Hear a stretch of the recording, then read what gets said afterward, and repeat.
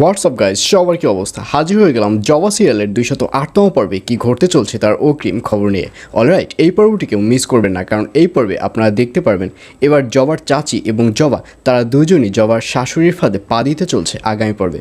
অর্থাৎ জবার শাশুড়ি যাচ্ছে জবার একটা ছেলে সন্তান জানা হোক, এবং ছেলে সন্তান হবার পর জবা আর এই বাড়ি থেকে বের হতে পারবে না।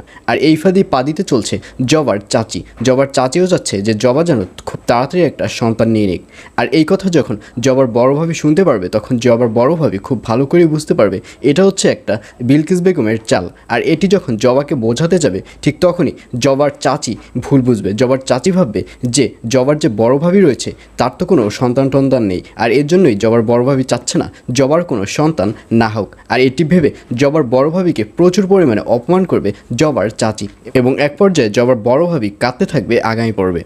আর অন্যদিকে এবার বিলকিস বেগমকে দেখা যাবে সে আবারও আঞ্জুমান খালাকে রিকোয়েস্ট করবে যাতে করে আঞ্জুমান খালা আবারও তার দলে চলে আসে। আর এই কথা শুনে আঞ্জুমান খালা বলবে, আগে আমি ভাবতাম যে জবার ঘাড়ে ভূত রয়েছে, কিন্তু এখন আমি ভাবছি যে তোর ঘাড়েই ভূত রয়েছে। তোর ঘাড়ে যদি ভূত না হতো তাহলে এভাবে আমাকে সবার সামনে লজ্জিত করতি না।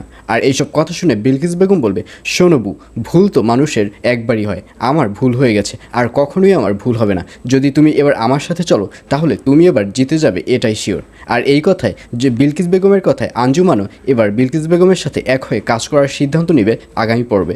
আর অন্যদিকে এবার জবার চাচিকে দেখা যাবে সে তার ছেলেকে বলবে, আজই আমরা মোহনপুরে চলে যাব। আর এই কথা শুনে তার ছেলে বলবে, কেন? আমার তো এখন শহরটা ঘুরে দেখাই হলো না, সিনেমা টিনেমা কিছুই দেখা হলো না, এখন বললেই কি চলে যাওয়া যায়? তখন জবার চাচি বলবে, হ্যাঁ, আমাদের এখানে যে কাজ করতে এসেছিলাম সেই কাজ শেষ, আর আমার এখন চলে যেতে হবে। আর তোর চাচা ওখানে কী অবস্থায় আছে তাও তো আমরা ঠিকমতো জানি না। তোর চাচা আগামীতে নির্বাচনে দাঁড়াবে, নির্বাচনের কী অবস্থা সেটাও তো আমরা জানি না, সুতরাং আমাদের এখনই যেতে হবে। এই বলে জবার চাচিকে দেখা যাবে সে ব্যাগ বাটোয়ারা গুছিয়ে জবার চাচি এবং তার ছেলেকে নিয়ে বাড়ির দিকে রওনা করতে। আর এছাড়াও থাকবে আরও আশ্চর্য সকল ঘটনা। সুতরাং সবাইকে জবা সিরিয়ালের আগামী পর্ব দেখার আমন্ত্রণ রইল।